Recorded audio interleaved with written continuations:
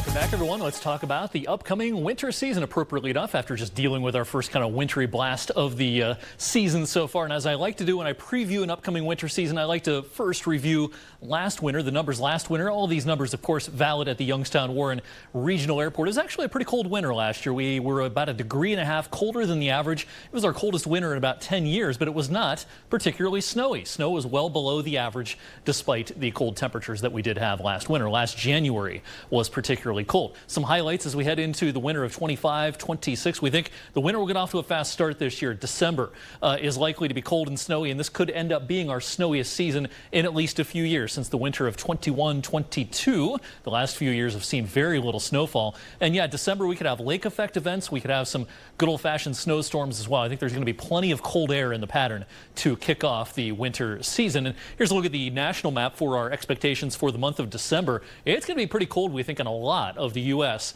compared to the average, of course, kicking off the first month of meteorological winter in December. Now, for the winter as a whole, the national map looks like this. A warmer than average winter favored in the southern tier of states, colder than average across the northern tier, and we think we probably come out pretty close to average, or maybe somewhat a little bit cooler than the average for the upcoming season as a whole. Let's put some numbers on these odds of certain outcomes. We think the most likely outcome is either a near average or somewhat below average winter in the temperature department. We think the odds of a colder than average winter is about 45%, warmer than average about 25%. In terms of the snowfall, again, I expect us to do better than the last few years, but I don't expect it to be way above the average in terms of the snowfall. Most likely outcome probably right around average, maybe a little bit below average, maybe somewhat more likely to have a somewhat less snowy than average season than a snowier than average season. And putting some numbers on that on our local map here, of course, with lake effect and our proximity to Lake Erie, there tends to be higher amounts, of course, in our northern viewing area. Southern areas, you can expect probably 20 to 30 inches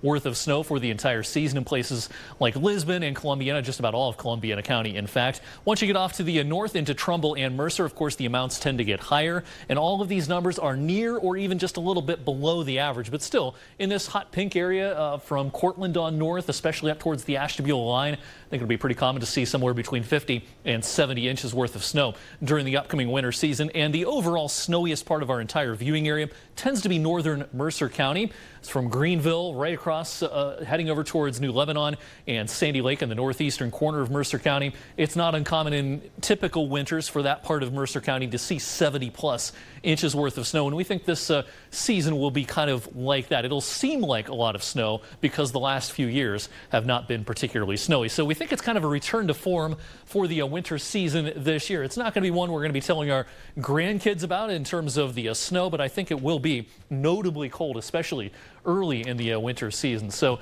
the run up to Christmas may be pretty cold, pretty snowy this year. May put people in the mood for the holiday season, that is for sure.